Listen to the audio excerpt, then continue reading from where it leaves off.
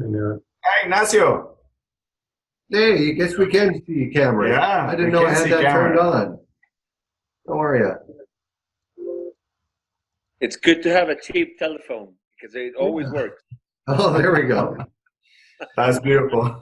So where are you from, Ignacio?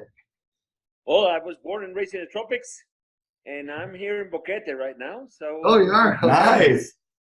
So Yeah, that's why we have well, such a good maybe the connection. information you guys going to be sharing, Mhm. uh, it's going to be late for me, but it's okay. Thank you very much. I really appreciate what you guys do. I follow your efforts. I watch your YouTube channel. You guys are like a kind of a celebrities, and thank you very much.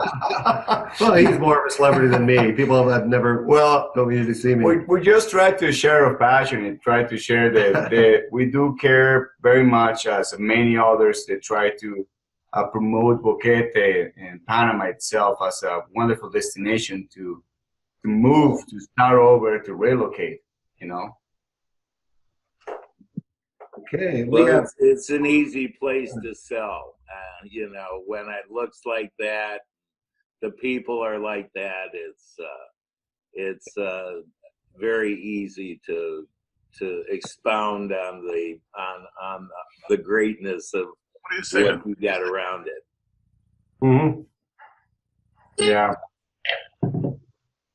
Okay.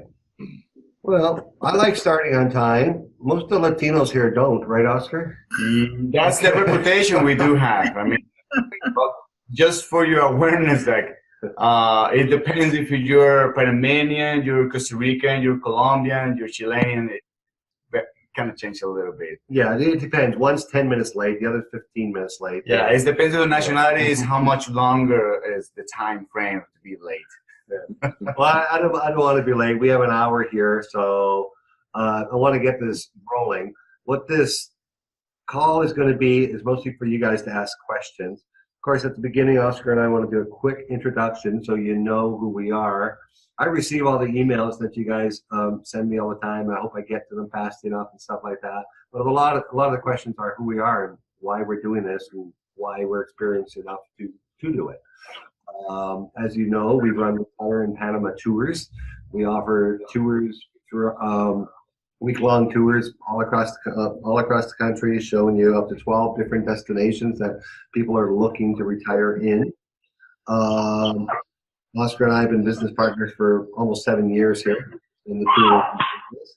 Oscar, why don't you tell them about yourself? All right, guys. Well, first of all, thank you all for joining this video call, and I'm very honored to be first time to talk a little bit about us, what we do, and myself. Basically, well, I started this journey in 2006 when I left Colombia, and I went to Costa Rica to learn more and gaining more experience about tourism. I got to learn my English in Costa Rica while I was living there for 3 years and a half, and I worked the whole time in tourism businesses and hotels, and I did several different type of jobs, but it related with tourism.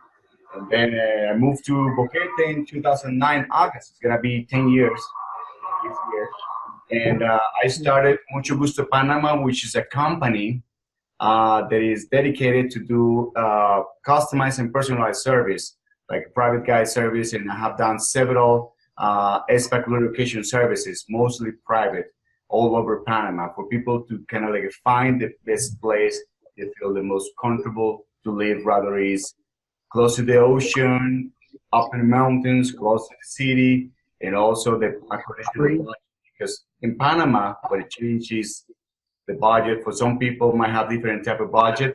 And the closer you're in the Panama City, the more expensive usually is for you pay. So it has been a beautiful journey, and now I've been involved with. Now we created Retiring Panama Tours, and I'm very happy. I'm very honored to be part of this. And Okay. yeah, I started my journey back in Canada, born and raised, spent most of my time in Vancouver, corporate world, COO, Chief Technology Officer of a company in Vancouver, and then more recently in Austin, Texas. I retired as president of that company 8 years ago, but I've been in Panama for 7 years. I was dabbling with Oscar part-time. I was part-time. He wasn't in the tourism business for the last 7 years. and doing the expat relocation, private tours and stuff like that. And so a year ago, we sat down and started this company, and it's been a great success. Our goal is to make your decision about whether or not to move to Panama, and if you make that decision, to make the move easy. From the time you come on one of our tours till the day that you arrive here, and even after, you have access to us and the people we know, and we've helped hundreds of people do this over the last 10 years, and that's what we do here. And honestly, guys, I am almost half a foot taller than Oscar. We could not find even chairs. I look like a little shorty in this video. Unfair. So another thing that I want to add to what just said, our goal is also, since I'm Latin American, but I have been involved with the North American and also European culture through my job. For me, it's easier to be a bridge between Latin American culture, whether it's Panamanian culture, with everyone else, because one of the main things is the culture shock when you got here. The different ways how the lifestyle, the type of food you get here, the type of services you get here, and also the expectations about some basic services. So during our tour, that's my main job, is to help you to understand and also to set the real expectation, what it takes to live here, and how, also to show the best, what is so beautiful to live here. That's why we think our tour is so unique. So unique. First of all, we never bring more than 12 people, and there's 2 of us. And with Oscar being a Latino, which is so key when you're traveling around to all these destinations, and this is a Spanish country, folks, for those of you who have not been here. The language is Spanish. We do not do it well. Most North Americans do not do it well. And so having the 2 of us and the access to the 2 of us in a smaller group makes us very unique. So what do you say we open the floor to the first topic? What do you guys want to talk about? For those of you that are muted, just go ahead and unmute yourself and see who gets the first question out. Don't all talk at once. Don't be shy. Don't be shy. You got a microphone on? Yeah, I can hear you. Yeah, the microphone is on. Yep. Oh, he can hear us. Sherry? Doesn't sound like Sherry, but yes, that's what she's talking No, it's Jerry, yes. What's the question you got? well, I think you answered it pretty good actually in my email. Thank Oh, you. But we were interested in coming to Panama with business and just wanting to understand a little bit how we navigated having a business there. And I don't know if anybody else is. I have my answer, but maybe other people would have that same question. Yeah, people who are not retired receiving a pension that moved to Panama, they're typically coming in on 2 ways. One, the Friendly Nations visa, which is the easiest one. The easiest. It's how I came here. It's very inexpensive. The whole thing for $5,000. Or they're coming in on a person of means visa, somebody with $300,000 or more. But what the Friendly Nations visa is you come and you start a corporation with the intention of doing business, and they give you permanent residency and a work visa to work in that corporation. And business here is so unregulated compared to North America. I know what it's like in the US and Canada. I've run many businesses there. You can start the business you guys were talking about without any, besides a business license, the $10 thing to hang on your wall. The business you were telling me about, I'm not going to tell the rest of the people there what that business is, because you gave a private email to me. You need to see all of Panama before you make the decision where you go. One area of Panama where we live in Cherokee, we have 4 months of sunshine and wind, and then we got 4 months of 8 months of clouds and no wind. So if you're in a certain type of business, that might not be right for you. But there are other areas in Panama that are sunny all year round, or windy all year round. And less windy, and also less. And even more windy. Uh-huh. Yeah. Mm-hmm. Now, Chiriquí or Boquete, for instance, why it's so windy is because we're so close with the continental divide. So it's one of the narrowest part, and we basically are very close to the province of Bocas del Toro. Where it's dividing is the international parkland instead. So that being said, it's also one of the reasons why it's the agriculture and one of the best, the most expensive coffee in the world is farming here. That. So the process for friendly nature is, first of all, you decide you want to come here and you want to live here and where you want to live. And every place is different, affordable and stuff like that. And then you might decide to stay and start that process because it's really only takes about 3 weeks before you get your temporary residence. Then you can go home, settle things up, sell your stuff or pack it up, whatever you're doing there. Then you can come back and within 4 months you'll have your permanent residency. The cost, you're looking at $1,500 single, $2,000, $2,200 for a couple for the residency process. Rough number, but that's for basically all the visas for lawyer fees and government fees and stuff like that. You're unmuted. Getting on. Does that kind of answer your question, Terry, or do you have anything more to add to that? Sounds good. No, thank you Okay. very much. Alrighty. Awesome. I'm Tell me wondering, about medical insurance. Okay, we can talk medical insurance. I'm going to have Oscar talk about, there's two types, it's a two-tier healthcare system in Panama. We have they call it the regional healthcare system, which is run by the government. It's used by most Panamanians. It's very, very inexpensive. Yes. When I talk about inexpensive, I'm talking $3 for a doctor's appointment, $25 to fix your broken leg. Yeah. Is it the best? I don't.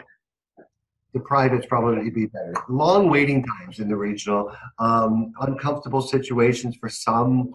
Oscar's a Latino. It's a culture thing. I'm from Canada, free healthcare. I want my private room. I don't want anyone looking at me. You're not going to get that in the public healthcare system. That being said, I mean, as if you can play with that because there is a myth that only you can get access to public healthcare if you're a citizen residency. That's completely false. You can get those access. God forbid you have it in a car accident or any situation. Have totally right to go to the public hospital and they will attend you and give you all the first response. And yeah, the bill is going to be very short. Happens when the private sector, you can also go to the inexpensive private hospitals. You can get a specialist for $50 or $40, depends on the doctor you might need. Now, my personal experience is I have a 6-year-old son, and the situation with him is that he was born premature. And my son was about a week in the hospital. He spent 24 or 48 hours in an incubator, special section of the hospital. My total bill for him and the whole, what is it called? The bird service was $100 for the two of them. And they still asked me if I wanted to do payment. That's in the public. And that happened in the hospital regional in David. So that's an option. So a lot of people do self-insure here. If you have maybe a little savings account for something emergency, or if you have health care back home, Social Security or the health care, some people do self-insure here and look after people needs. Now in the private system, health insurance costs are amazingly expensive. Now I'm going to use me as a real life example here. I'm 54 years old. I pay $108 a month for $1 million a year coverage, 100% coverage, no copay, with $1,000 deductible for major injury. And that's all over Central America and Colombia. Now, if I travel, my deductible is $10,000 US and Canada. I can buy gap insurance for $30 a week for those trips. So, as you know, $108 for 5 years, 100%. In some of the best private hospitals in the world. It's very reasonable. Is there a hospital in Boquete? No, there are clinics and doctors, but the major hospitals are 25 minutes away in David. In And David? we have ambulance service here. Okay. We do have like it's called the polyclinica, Yeah. which you can still go for stabilization if something happens. There is some at least 3 different private doctors.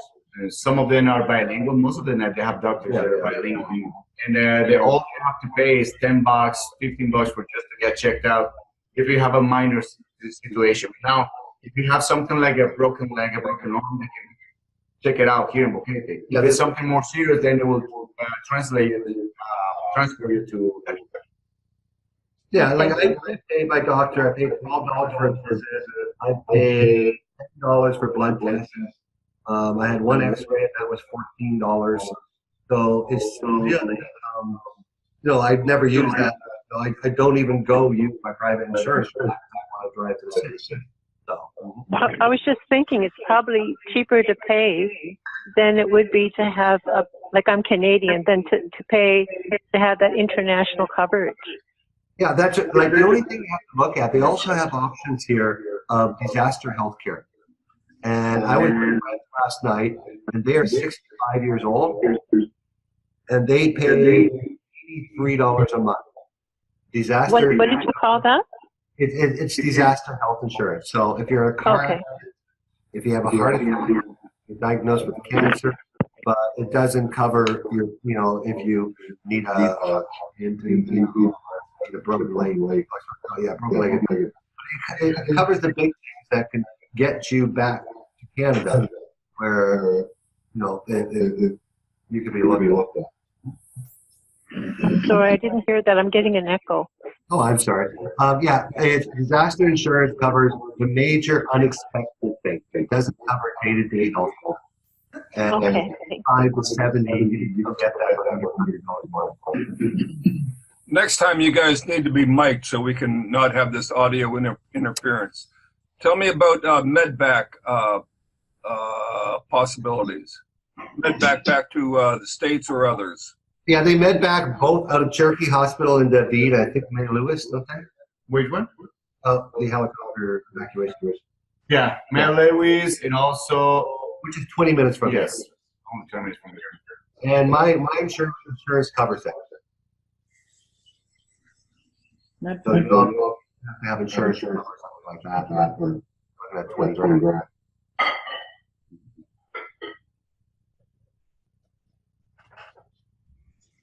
Okay, anything else on the healthcare side? There's lots of healthcare companies here. There's but we, on our tour, we actually bring in a healthcare expert that will sit down with you. What about the age and risk, pre-existing conditions, get them the packages that do the most.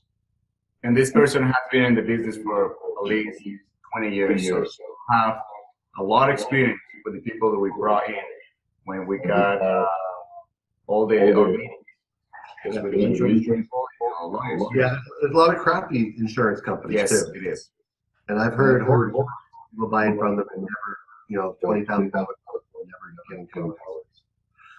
It's we're trying to prevent those horror stories, so we have people that have the best restaurant.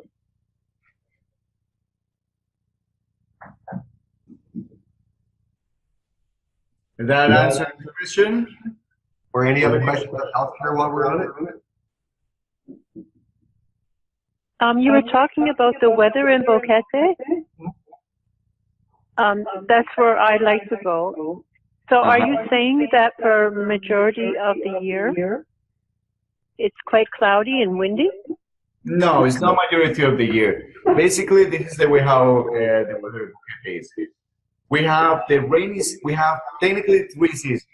We call the dry season, and then we call the green season, which is some showers between April, May, June, And then the rainy season, we have probably end of July, August, until end of November, beginning of December. But every year kind of changes a little bit. Some months rain more than others. However, even in the rainy season, we still have mornings of sunshine. So it doesn't necessarily mean it rains all day. Morning. So for those people who like to do outdoor, you can go in the morning, go for a hike, go for coffee, and in the afternoon, usually by 2 o'clock, 3, sometimes it has some rain for an hour or 30 minutes. And in the dry season between January and March, April, this year, on fairness, this year has been a little bit extra wind and a little bit of the mist, which is here in Panama, they call it Rica. But that's not usual. The weather we're having right now, this extra wind, is not usual for this time of the year. It's almost very Yeah, beautiful. One thing about Panama, all of Panama, everything from Panama City to 350 days of the year, you're going to wake up in sunshine. Beautiful morning. Yep. And sipping a really good coffee. Yes. Please talk about going across the border into Costa Rica and coming back, and what is the advantages, disadvantages to that, please? For what purpose are you talking? Well, I understand you must leave Panama if you are not a citizen, or you must leave after every 6 months or so. Is that correct? Well, that rule has changed. You could be reading old stuff. When I first came here, you just had to cross for 3 days and come back and stay another 6 months. That's not the law anymore. You have to leave after 6 months. You must leave the country For 30 days. You can go for 90 days. You can go just for the purpose of renewing your drive license, because your drive license only is worth for 90 days. Yeah, that's one of the weird things here too. You're allowed to stay 6 months, but you can only drive for the first 3. That's why we highly recommend people, if you decided to move to your place, even if you didn't, go for the residency. Yes. You know, it's going to cost you $1,500. Get the residency. It'll be done in 4 months before you'll have your temporary residency where you can get a temporary license. And on top of that, that money you would spend in the hassle going to Costa Rica or somewhere else, you'll pay it off in a year, maybe less. Sure. Yeah, so people just don't do that anymore. Actually, fortunately, some people came here not knowing the right people. It was on Facebook last week.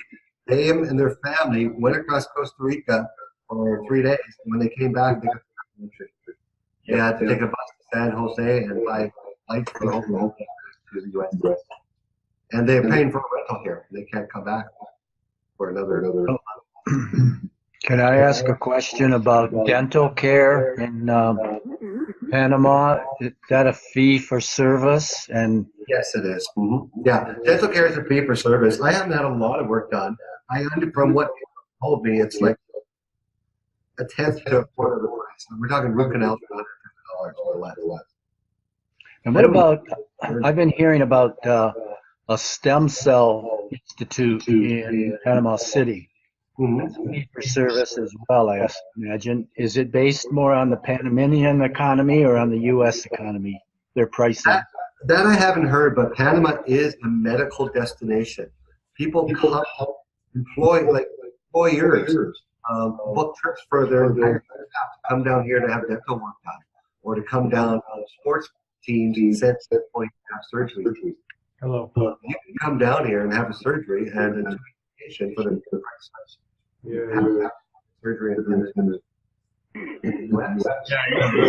And I also affordable. You can get a very good service, very good treatment, like a root canal, so crowns or implants. And it's very affordable. Let's say we're talking about like $100, $140, sometimes less. There is a lot of people that are really good working at it. Here in Boquete, we have 2 people that are very good. One is by the library, and they have this very sophisticated equipment too, to have the X-ray, to do all the work. And a lot of people are coming even from Costa Rica, because in Costa Rica it's even more expensive than Panama. Yeah, it is. So I have a question about, I'm not hearing most of it. Is it possible to call in and hear a tape after you finished? Or This is going to be recorded, yes. I will send The it. recording, yeah, because I'm missing most of it. So I think I'm going to hang up, and then if you could send me the link, then I can call in and hear it. Are you driving right now, or Pardon me? are you driving right now? No. Have you tried clicking on joining by the Zoom link? You're the only one here on a phone. Yeah. I can hear the questions, but I'm having a hard time hearing your reply to them. Yeah, I will. We will get you out a link to the recording of the call. Thank you so much. Okay. You're welcome. Can I ask another question about business in Panama? I understand that if your business does not earn any money in Panama, you don't pay Panamanian tax. Is that correct? Well, if you don't earn any money anywhere, you don't have to pay taxes on it. No, I mean, if you have a business that still does business outside of Panama. Yeah, I'm kind of the expert there. I wrote if you go to the blog after No, you cannot transfer you. You'll find a Panama a tax haven article, and it really explains it in detail. Oh, good. Where is that on your web? You have a website? Yeah, retiringpanamatours.com, and then click on blog. Panama is a territorial tax system. You or an entity pays tax on Panamanian sourced income. I'll give you an example of my own business outside of this company. I'm an online marketer, and I sell things all over the world. Yes. I don't pay tax if I sell a product, like if I sell this pair of glasses to a customer in the U.S. and ship it from China to them, and I make $100, I don't have to claim that as taxes. Okay, that's what I thought. If I sell it to somebody in Panama City, I have to claim that as taxes. Yeah, got it. Yeah. Okay. And the Panama still on the dollar, but what's the exchange rate? Panama uses the U.S. dollar, but is there? So the coin is Balboa, but it's adopted the same currency as the U.S. dollar. Yeah, in 1904, when Panama separated from Colombia, they created the Balboa as their currency, and from that point, it was pegged 1-to-1 to the U.S. dollar, and still is today. Okay. We have our own coins, but we buy old U.S. Treasury bills for the paper money. Actually, I have one here. Let's see if you can see it from here. Yeah, this is the $1 coin in Panama. That's a Balboa. Uh-huh. It's called a Balboa. But that's mixed with $1 U.S. bill. Hello. Okay. All right. Almost. We covered healthcare. We covered money. What else do you guys want? Diane, what question do you have? You're writing. I can see you writing and paying attention. Tell me, you have a question? I'm just taking notes. There you go. Y'all are saying. You must have questions. One of the questions I had was actually, does the U.S. Medicare, can we use that in Panama? No. It's like. No, there is. The only service here available to U.S. is some vet stuff. If you're a U.S. vet, there's a vet pharmacy here. Okay. And there are some, and some of your vet health insurance will cover surgeries here and stuff like that. But your Medicare itself does not actually work here. Doesn't really work here either. Just saying. Yeah. Well, in that case, that's one more reason to come here, because here, even if Medicare is pretty reliable, and also like all the private procedures is a lot more affordable than will be in the United States. Well, like I say, Diane, I'm 54. I pay $108. You look younger than me. I probably pay like $90. Okay. Well, here's the thing. I just qualified for Medicare, and I'm having difficulty finding a doctor who will accept it because they don't get paid enough.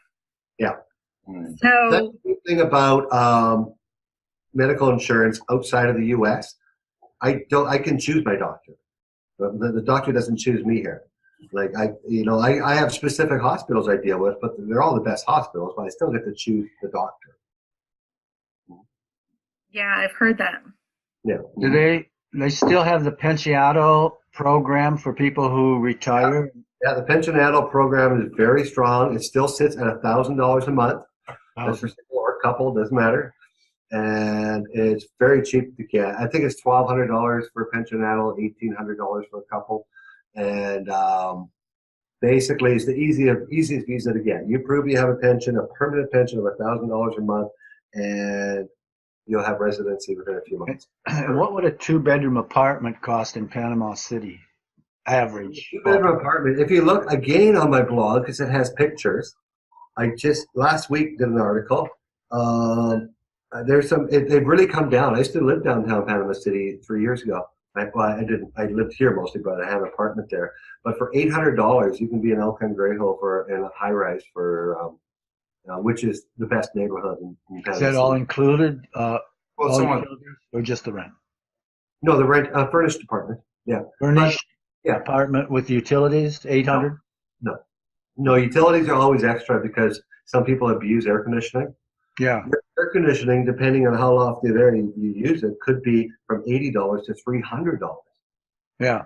Because if you put 24/7 and then you got 3 units and on in every room, it could cost a fortune. So no, the price of the rent, it also depends how fancy the building or the location. It go in that area, Cangrejo, probably will start at 800, but it can go easy to 1,200, 1,500 on Balboa for luxury. Yeah. 1,500. And yeah, I mean, if you want to be luxury, there is some apartments next to the Hilton on the Avenida Balboa for like a 2,500. Yeah. But that's literally like almost the same like in a hotel. That's very luxury, very fancy. I know. I don't know a lot of people that have retired in Panama City. If you're looking for the city life, David's an option for you. And and a nice high-end apartment in David would be $600, $500 maybe. And it's a city of about 165,000, Cherokee Province. It's got all the theaters. It's got the malls. It will might not have the same malls or the same infrastructure that Panama City. No. But right now, this year, they're finishing to build one of the largest or second large mall in Panama, which is called Federal Mall. Yeah. And it's literally right outside when you're connecting the road from Boquete to David. That's the second largest mall in Central America, 430 stores or something. Yeah, it will have a food yard. Here. Yeah, it will have food yard, brand new movie theaters. And That must cost to air condition that. Yeah, imagine that. Eh? Yeah. People here like the And yeah. Okay. Now, one of the spots that we will show in our tour in May is not just Panama City, because that's where my expertise will come in and showing the tourist areas, but also get to see all the culture, not just it's because of the difference between Panama City, Valle de Anton, and it's going to be different all the area of the Azuero Peninsula, and so during our tour, I will kind of interpreting what is the difference between the Chile Canyon and Santain. I was going to ask you if you'd say more about about the Spanish-speaking aspect. I know there's a lot of schools that are intensive training in Spanish, but what about if you don't have that? Can you still negotiate yourself around, talk to cab people? Yeah, you can. Yeah, for sure. I've been here 7 years. My Spanish is, we call it get by Spanish. Call it what? Tell the cab driver to go 2 more streets down. I can ask for a specific item in a grocery store. I still can't carry on a conversation in Spanish. You can always work on the vocabulary. Yeah, but the Spanish people are so accepting here. Yeah. They bring it out. They help you raise. The most important is when you try and you're being humble with the locals. They appreciate so much. They're willing to help you out. So language barrier might be intimidating, but it's not definitely a big issue. As long as you care about trying to communicate with locals here, they will help you out. They'll be more happy. And also there is plenty of options to learn Spanish here. You can do either school, you can do private teacher, you can do Duolingo, you can do Google, you can do movies. I learn on my own watching movies. Yeah, and there's Spanish schools. Some people learn it easy. I got a lot of friends older than me that speak fluent Spanish, like from North America. it just didn't click with me. I don't know, but it doesn't really stop me here though. Well, for me, the only thing that clicked on me was language because, in driving, not much. Yeah, he can speak English. Like he learned it without even taking a lesson. I didn't put one dime on there. No. Hey, gentlemen, just wondering, as I come down there, about the idea of using a short container or a couple crates to bring some things down. What is your opinion of that? To bring your stuff or not to bring your stuff. That is one of the biggest topic in all the expat forums. It depends on if you can't do without your stuff, you don't have to bring it. It's going to cost you $4,000. It's going to cost you import duties and taxes. And it's going to get in the butt. People that can help you do it, make that less of a pain in the butt. A lot of people, honestly, sell all their stuff, bring some suitcases, get some big boxes of the and buy all the new stuff here. Another thing is for vehicles. One of the things is a vehicle. You will be more. No, I'm not talking about any vehicles. I'm actually a musician, and I'm coming down, and I have some musical equipment that I want to bring down and things along that line. Oh, stuff like that, yeah. Like less than container stuff. Like if we got a pallet of stuff, we got some guys, personal friends, that moves that stuff down there for expats all the time. Yeah, that's what I mean. You can do that. If I was to even take like maybe 3 or 4 good-sized crates and then have it sent down, via ship or whatever, we could probably go ahead and pick that up and bring that to Boquete, don't you? Yeah, we got a guy in Florida that does a container every week of less than container stuff. So fantastic. If I could get a name on that, that would be fantastic. Sure.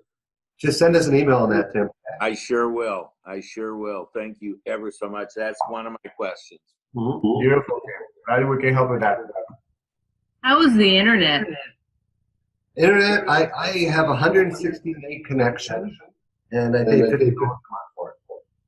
Now that's really fast. Most people don't need 160 meg connection.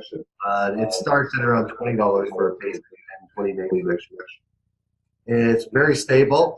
For me, like I've told you guys, I've had businesses in Austin and Vancouver. As good, but it does go off now and then. The infrastructure isn't as perfect, so I always have a backup plan. So now and then is maybe once a month. You'll have an internet outage for a few hours. So is that across Panama? Are there? No, it's more local stuff. Like somebody will hit everything's above ground here, right? All the wiring. So somebody hits a telephone pole, and internet's out in the neighborhood for a few hours. So okay, it's just the infrastructure. They haven't put, like in the cities, they're starting putting the stuff on the ground and stuff like that, but they haven't quite done that in the smaller towns and stuff like that yet. Mm-hmm. Did you guys say about bringing a car? You can bring a car. It costs about $3,000 to ship a car from Florida. Well, it depends what is the value of the car too. Yeah. If you go through residency, you can bring the car down to be free, but no, if you get the pensionado, yes, you don't pay taxes importation. Yeah, but if you don't get the pensionado status, then they will give you a value of the vehicle, and then they'll charge you 10% more. I've heard of people paying $5-7 to bring the car here. So it depends of the vehicle. If it's a vehicle that it is really affordable, it's really expensive in Panama, but also you also have fluctuations. What about the parts? Will you be able to find the parts here? And also, the mechanic is going to work on the vehicle. Yeah. So the best and the easiest is just to sell the vehicle there here in Panama to buy something that you can get easy maintenance, and also you can get affordable and easy parts. That's the best. And which one would you suggest? Well, there's brands. Toyota, Kia, also Mazda. Basically, the best ones are Hyundai, Toyota, Kia, and Ford. They have the most dealerships, the most mechanics trained, like that. But really, vehicles are not really that much more expensive. Actually, new vehicles are cheaper. Like in 2019 Ford Focus in the U.S. Same vehicle here is probably costing a little less. Vehicles maybe having a premium here will buy used vehicles. But all in all, $20,000-$30,000, it's not worth it. $5,000 or more you're going to. Now, if you know the trick, you want to save some money, you can get a vehicle second hand. It is same year, but the second hand like out of the shop, because after it's been out of the shop, you pay 30% less. Yeah. It's a vehicle they have 10,000 kilometers on it, and it's brand new and risky. And the problem with the vehicles from you U.S. people is you'll always be speeding here because the speed signs are invisible. So it says 100. That doesn't mean you go 100 miles an hour. Yeah, that's a good one. Don't forget that. Or 0 kilometers, no miles. Yeah. Can I ask you to briefly talk about the southern region of Panama, which I understand is pretty much a no man's land? Actually, that would be the eastern region along the Colombian border, are we talking? See, yes. Yeah, that's the eastern region, the Darien Gap. Oscar would know more about that. Well, that area has been a lot of controversy because I'm speaking from the ecological aspect. That area is one of the very few areas protected by UNESCO. So that means it's a natural reservoir. So opening a road will be a catastrophe for all the environmental and wildlife. However, corruption has been, there is something going on. Now, that area, people have this, is very like extreme because some people have saying that it's controlled by drug cartels or stuff like that, but it's basically, it's just an old natural reservoir. Now, Darien Gap is basically a pure jungle. Imagine a small Amazon. That's what it is, Darien. So most people, when they go to Darien, I always say you'll be more concerned about malaria, yellow fever, if you're going into the Darien Gap, because we're talking about pure jungle, humid, tropical. So you gotta take all those risks. It's beautiful spots. There is some adventures you can do close by, like the Payano Caves, which is a beautiful lake, and you can do some caving. You can do some other adventures, and there is options to go from the Darien area, which is Puerto Valdivia, take a boat and go to Colombia. That's most people do that in a safe way, of course. Yeah, the one thing I know that's very interesting about that area, if you've heard of the Pan American Highway, the Pan American Highway starts in Santiago, Chile, and goes all the way to Anchorage, Alaska. Actually, it starts in Patagonia. Sorry, Patagonia, Chile, Argentina, all the way to Alaska. Not Chile, Argentina. Okay, correct me. It goes all the way, except I'm the South American here. Except for 20 kilometers in the Darien Gap. With the war on drugs in 2000, the president here ordered the removal of the highway from the Colombian border 20 kilometers in, and now the jungle has taken it over. You can no longer drive from Colombia to Panama. So they totally eliminated one source of entry for drugs. The drugs aren't coming into Panama, they're passing through. So, but now they're going by boat and by plane. But there is no way to drive to Colombia anymore. You have to take a boat. Yeah, and there has never been a way officially to drive to Colombia back and forth. Mm-hmm. There has been some paths. There has been even Land Rover Toyota made in the 80s or 70s. They crossed one of the vehicles to test it, but that's it. I mean, there was just pure jungle. There was more a commercial challenge for these brands. But there is no official road. There is some paths. I have to take dessert tomorrow. Oh. All right. What other topics do you guys want to talk about Panama today? Besides, when you come on the tour, do you get a t-shirt like this? Yes, you do. And also talking about like this, so you can every morning say, "That was a decision to join these guys." Yeah, but was that coffee? Mm-hmm. Can you talk about the supposed caravan of people who are migrating from Southern American countries all the way through Panama and other countries, all the way up to the, oh my God, United States border. Yeah, well, that's mostly out of Central America, Nicaragua, Guatemala. Not much. The only caravan we had here was see the Pope last month. For the what? When the Pope was here, all the people came down from Costa Rica. Yeah, the Malta, which is the World Youth. There is, there is Venezuelans coming in, but as we say, there's no way to drive. So if they don't have the means to fly here, they're not getting here. We have had some issues with the border and stuff with Jamaicans and stuff. No. But it has been some situations in the more like a situation has been contained by the government, and there have been refugees put in some areas, and they're moving from there by plane or by ships. Okay. They haven't passed through it. But so we don't have the situation at all that Nicaragua and Guatemala and countries like that are having right now. No, they're all heading north. Nothing's coming through here. A bunch of Venezuelans fly here and then just stay. That's been. There has been an issue, but it's not, because it has been quite well controlled. Maybe in Panama City, but here in Chiriquí, very rare. Nothing here. And also in Los Santos, have never experienced nothing. I have plenty of friends in Los Santos or Veraguas, and it's all pretty chill. Alrighty. What other questions you guys got? Let me ask you about the tour itself. This is what you're all about. What are the biggest advantages of using your tour versus us trying to do it all on our own, certain places that we think we would like? Yeah, I think it's just the access to the people that we've known over the last 10 years. And you can come here yourself, rent a car, and try to find the 12 best places that expats retire in. You won't find them all, probably. If you don't speak the language, you're going to have some major challenges getting around the country by yourself. But we have worked with a lawyer for immigration, both Oscar and I, and over 100 people that we've referred with a 100% success rate. There are lawyers here that people have not been successful. Yeah.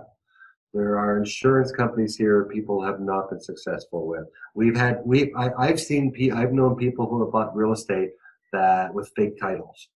And on top of that, it's not just the information about the lawyers to get the contact with the best people. It's also to get the feeling of Panama, because that's what it costs to my job as will be your guide on the tour.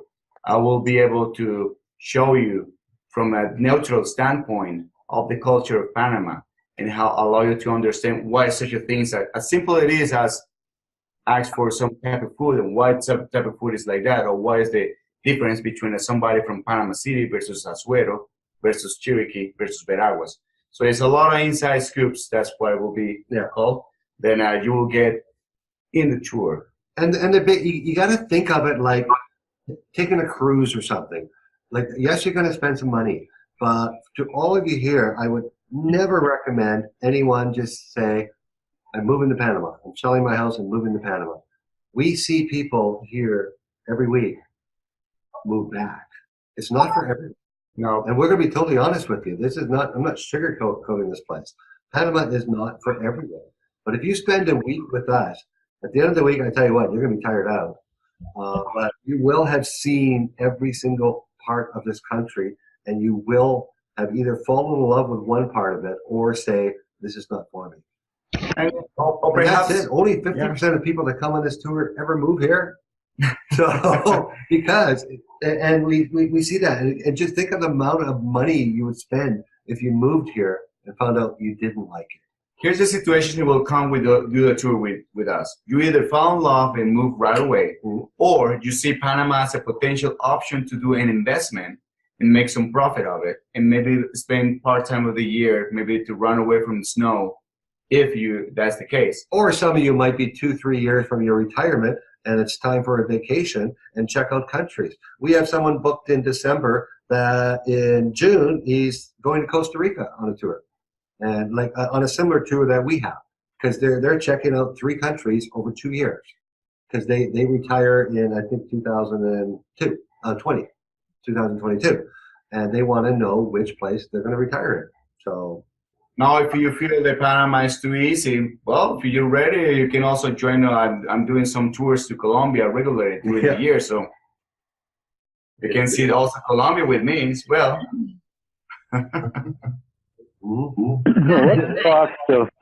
What's the cost of flying to Panama State? It all depends. Chicago or the States a lot. It averages around $600. I've done that out of Vegas, out of New Orleans, out of Miami is usually a little cheaper, out of LaGuardia, or Newark. I'm going to San Francisco next week, and that's $700. So I'm not hearing the prices. But it's also the I'm muting. Yes. Sorry. Can you tell me the price again? I was muting and unmuting. Oh, I'm sorry. Between $500 and $700, and that's $500 in Miami, out of Florida, $700 out of California. Well, Florida sometimes have good deals. Yeah, well, like I said, it could change. I'm giving you an average. Yeah, that's going to be $200 either way, depending on seat sales or times of year or something. I haven't heard anything at all about why the Boquete Jazz Festival was not allowed to continue this year in the festival down at the garden area next to the river. Okay, so what happened is the Jazz Festival had a new management last year. And last year there was a big expectation to get a lot of people, thousands. But the fairgrounds of Boquete is very large, a lot larger than the current spot where they host the Jazz Festival, which used to be Valle Escondido. Now, since it didn't turn out, the person who's been in charge of the Jazz Festival actually attempted to move the Jazz Festival to another location in Panama that is now Boquete. Oh, wow. So I'm a director board member of the Chamber of Commerce in Boquete. So that's why this is very legit information. And after talking to this person, and he said, if you move Boquete Jazz Festival, let's say to Rio Hato, that's not Boquete Jazz Festival, that's Rio Hato Jazz Festival. So we have to start over with Boquete Jazz Festival. So I guess he kind of heard the thoughts, and then decided to do it one more time back to Valle Escondido, and it was a total success. To be honest, I like it in Valle Escondido. It has a beautiful acoustic in the amphitheater, and it was a beautiful event. I heard nothing but great comments this year. So I don't know if they're gonna do it again at the fairgrounds, but I think for what it is, the crowd they're coming currently for the jazz festival, Valle Escondido is still kind of one of the best locations, in my opinion. For those of you who don't know, the Boquete Jazz Festival is one of the biggest Panamanian events every year. It brings in jazz artists from around the world. It's on a circuit with a whole bunch of other worldly jazz festivals, and it's a pretty big event here in town. So, hi guys, I wanted to jump in with a question if I could. Sure, Sherry. Can you hear me okay? Yes, I can. Okay, great. Gardening. I haven't heard anything about gardening. We love to garden year round. We grow a lot of our own produce and so forth. Where is a good area in Cherokee province there to have a garden most of the year where you're not getting a little up in Volcan or Boquete. You want to get up 3,000, 4,000 feet so you have the 65 to 75 degree temperatures every day. The closest you are to the mountains where it's a reach of mist and also streams, the best option you have 365 days of the year or green. Yeah, a lot of people do it. A lot of people put up like just makeshift, plastic greenhouses to so you can get right through the rainy season without any problems. So I know a lot of people that grow all that. I want to start it myself. I'm thinking about doing in the backyard. I've been enjoying. I have 2 tangerine orange trees, and they're so sweet. And actually, I got some pineapple and bananas. they're growing. So sometimes it's kind of like nice to let the nature to kind of take over. And depends on the time of the year, you have all the elevation where you move. You have different type of fruits you can grow in your own garden. I have bananas, I have blackberries, I have small pineapple. They're not as sweet or big, but they're still good. And I have tangerines. We have grapefruit too. Yeah. One of the greatest things I love about Panama is, especially even in the bigger towns and residential areas, we're actually next door neighbors. We were business partners long before that, but he just ended up renting the house next to me. But the homes here are all the lots in our neighborhood are at least a quarter of an acre. So, and they're just full of fruit trees and, just lush and green all rainy season long. So it's really nice. And it's just so, we're sitting in my home right now. I have a 1,200 square foot, 2-bedroom, 2-bath on a quarter an acre, fenced and gated for $500 a month. So it's just really affordable and wow. I just don't want to move out of here. I pay $50 less than him. Yeah, he pays $450 for Good job. neighborhood with paved streets. Thank you. I have a question. I have a question about security. I have bananas, and I have blackberries, and I have pineapple, and I have tangerine orange, and Yeah, I have a question about security. Yep. The security. That's a very good question about security. We have it's very safe per se to other areas in Panama. I'm not gonna say there is no crime. It is, but if you move to a local neighborhood like we are right now, this neighborhood is pretty safe. However, you want to always take measurements of safety. Like you always want to maybe make sure your windows has some burst protection, and also the fans, maybe some light motions. Always the key is prevention. If you have some luxury inside your house, it's better that way to just keep it simple and just prevent as much as possible, and make sure your doors are locked, and it's no problem here at all. We've lived in Belize for 18 years now. Oh yeah. And we live by Belize River in a wildlife sanctuary area, and we have a bed and breakfast. Is it possible to have a bed and breakfast in Panama, or are the rules very stringent? No, there's very. Where? There's a bed and breakfast where? No, he's asking if to open a bed and breakfast. Yes, foreigners can open bed and breakfast this year. Totally possible. No problem at all. Mm-hmm. Because there's one on the way from Volcan to Boquete. And there was a birding center there, and I cannot find that. Is that still open? The bird place between Volcan and Boquete. Bird place. There's a little, where I forgot what the name of the little village is, south of Volcan, and you're heading on the highway, and you're going to Boquete, and there's a bed and breakfast there. Mm-hmm. I could never find the name of that again. I passed it one time, I think. I don't know how long ago that was, because there's even a new road between Volcan and Boquete. I don't know if you're aware of that. Opened 2 years ago. Not the windy road? Mm-hmm. Yeah. But back to the security thing. So you guys don't have to take our word for it. Back in 2009, when I was thinking of moving to another country, visit a website. It's called nationmasters.com. 2 words, nationmasters.com. And if you look at the list of crimes against personal property, that includes robberies and assault and stuff like that. On the list, the U.S. is number 8 on the list. Canada is 13, and Panama is 62. So it's like 4 times safer than me being back home. Like 4 times less likely there's going to be a crime against you. Yeah, I know that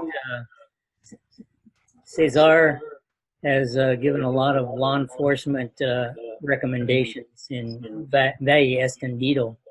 Oh, I know Cesar. And I just wondered if that situation was still going on where there were house break-ins. Well, the house break-ins, I'm going to tell you this because the house break-ins, it happens for a couple of reasons. One is you're not keeping a low profile. You're letting know a lot of people you have safe. You're letting people know you have some stuff in your house, and you're not keeping low profile. That's one thing. You're just putting yourself in a situation. Number two, you're not having the proper security in your house. You don't have fences. You don't have bars. You don't have an alarm system. You don't have. And also, a lot of people that have been in situations like that live literally in the middle of nowhere. No neighbors, nothing. So it's a dangerous situation then. Exactly. So do big dogs help? Like it happened once or twice there in the history. So yeah, dogs always help for sure. Yes. Yeah. And also an AK-47. Yeah. Just kidding. Well, I understand that shotguns are not allowed, or are they? No, you can get a gun permit, but it's a hassle to get it. It's very expensive. Actually, Panama, you cannot buy a brand new gun. It has to be a second hand, and the license is also almost like it's a process. It will take from 6 months to a year to get just the license. Then, after you get the license, you purchase a gun, but it's going to be a second hand because they don't have brand new guns here. The same way in Belize. And we have a new visitor there with Diane. Diane, do you want to talk about your dog? I do. I have a couple dogs. Are you bringing them? I would like to. Yeah, a lot of people do, and that's something I wanted to talk about here. I'm about to publish next week an updated article, because the laws change all the time. But that is where people who do it themselves really screw up. I've seen people get to the airport at the wrong time. You have to actually arrive at a specific time, or your dog gets hauled away to Panamanian quarantine for a month, and you don't see it. But there are simple rules if you follow, and procedures that, well, you have a happy dog. You'll leave the airport with them. You'll follow through with home quarantine, which you have to apply for to the right place in Spanish. So all this has to be done ahead of time. You have to meet with a Spanish doctor, so someone's going to be with you unless you speak Spanish. And bringing pets in is simple, but it's not easy. Well, that's kind of one of the reasons I asked about the car, because I was planning to drive there. Oh, yeah. With my dogs. I don't know if I would highly recommend that right now through some of the... through Mexico. It's a little bit, I think it's still sketchy in Nicaragua. But there is what major city would you fly out of if you came to Panama? I live near Wilmington, North Carolina, so we would fly to Atlanta. Atlanta. So you can go down. Okay. Like United has some recent new rules on dogs, and they're ridiculous. You want to stay away from United. You want to fly Delta out of Atlanta, or you want to fly Copa out of New Orleans, and they'll treat your dogs like gold. Okay. Yeah. But yeah, we have that information. If you decide to come with us and decide to move here, we'll meet your dog at the airport if you want. We'll fly with your dog if you want us to. But no, there's a whole procedure to do it. You have to arrive during certain hours when the vet is on call at the airport. You have to pre-register for home quarantine, or they're taking the dog away. There's a whole bunch of steps. There's all the paperwork you need from a U.S. vet within 14 days of you leaving and stuff like that. So it's very complicated. If you watch the blog, it'll be on there, like most of the details on there. But we also have companies here in Panama. There's two of them, very good ones, that will do the whole thing for you for a small fee. So. Okay. Wow. Great. They'll actually appear at the airport and meet you. So, yeah. Good. Cool. All right, we're coming to our 1 hour kick. We passed the one. Hey, they haven't kicked us off. Now, this is a product called Zoom. They're supposed to be 1 hour meetings. And if it all ends, sorry, we said goodbye. Yeah. Okay, because it could. In case. I'm going to try to stay on and get any other questions answered. Some of you guys had background noise, and the system automatically mutes you if you have background noise. So if you want to ask a question, you might have to unmute. Well, let's see if we got any last minute questions. You were saying that was going to go out next week on the dog on the spring. Okay, I'll be watching for that blog. Perfect. Awesome. So I want to ask about the day-to-day, like in the kitchens. Do you have propane, or do they have? Yeah, it's kind of There's no natural gas distribution system in Panama. It's a 30-pound propane tank that usually sits outside, and the hose, you drill a hole into your stove, and you take it in once every 3 months and exchange it for $5. Or also they have But a it's big no- tank where there's more commercial. Yeah. It's very affordable. There's no problem getting refills and all that. Yeah, every corner store has them, every gas station. You just throw the empty, you give them the empty one, they give you a full one, and it's $5.37 as opposed All to right. $30 for a propane. And there are probably a lot of like farmers markets, produce markets. Yeah, we have a full-time Correct. market here in our town with about, how many vendors? 30, 40? Around that. Yeah, 30, 40 vendors. A lot of it, you're going to ask them, a lot of it's organic because they don't farm with chemicals because they're farming in their greenhouses and stuff. There's a lot of the hydroponics farming here. Yeah. It's actually hydroponic has become very like a thing here. So there is a lot of hydroponics, lettuce, tomatoes, peppers, all kinds of stuff hydroponic. Yeah, it's all controlled, all pesticide free. Great. And then any kind like delivery with DHL or with I went blank. You can get things flown in. Yeah, there's no easily. door-to-door mail system here. People use things like, have you guys heard of Mailbox, etc. in the States? Yes. Yes. There's one in every town in Panama. So I have a Florida address. So I go to Amazon, I order what I want, it gets shipped to the Florida address. Within 4 days, it arrives here at Mailbox, etc. And it works beautiful. Yeah, and they charge about $5 a pound, so you don't want to order, a fridge or anything. So that'll be expensive. Keep it small. They do have DHL service here, like for envelope service and package service. So with the same company. And FedEx, I think. UPS, right? Yeah. No, they don't have UPS. FedEx and DHL. Okay. But for daily mail stuff, Mailbox, etc. is the one that I use. There are a few other ones similar, but you get a Florida address basically. And it also handles, you guys might go through a transition period like I did. I still had letter mail from banks and other places. It just gets forwarded to your Florida address and then brought here within 4 days. And you got to go pick it up. There's also a thing called Earth Class Mail, where it gets mailed to a U.S. address. They'll scan it in for you, and you can the service order the hard. Never did like anyone open my bank mail though. All right, my friends. People, So everyone stayed on to the end here. I never said hi to Corinne. Corinne, we talked a lot on email. You're coming with us in August. How are you doing? Good. Great. I recognize some other names here that I've spoken to. All right. Any other questions? They haven't kicked us off yet. Another sequel to another one, or a sequel to this one, or you're going to be sending us? We're going to do it every month. We're going to alternate between noon and 8 o'clock. The reason for that, right now, we have a lot of interest throughout Europe and South Africa in our tours, and all those people, it's 3 o'clock in the morning.